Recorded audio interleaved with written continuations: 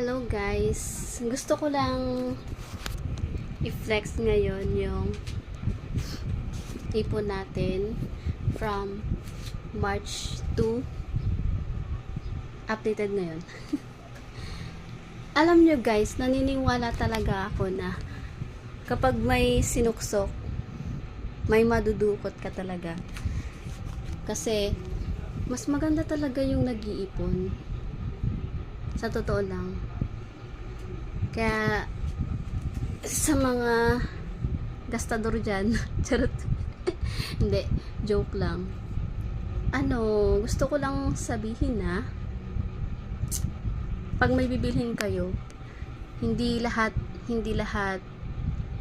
porket may pera kayo, bibilhin nyo na agad. No.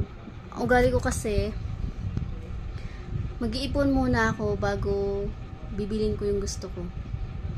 So, ipiplex ko yung eto na yun. May bibilin kasi ako, kaya kailangan ko na siyang buksan. Kailangan ko ng alam nyo naman. Ito pala guys yung lahat kong naipon. Ayan. Puro siya 20. Dami-dami na din guys. O diba?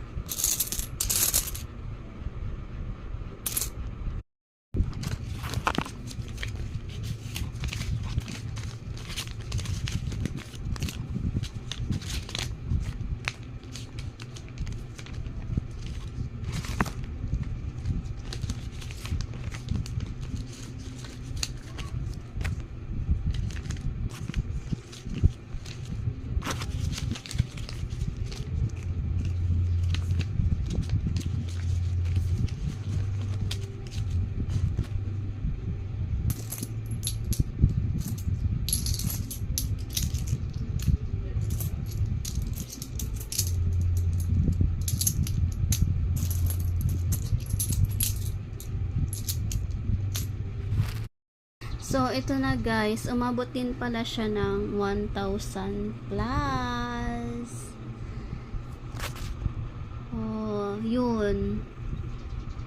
So, kung gusto nyong magkapera na hindi nyo inaasahan, na may madudukot pala kayo, mag-ipon na din po kayo.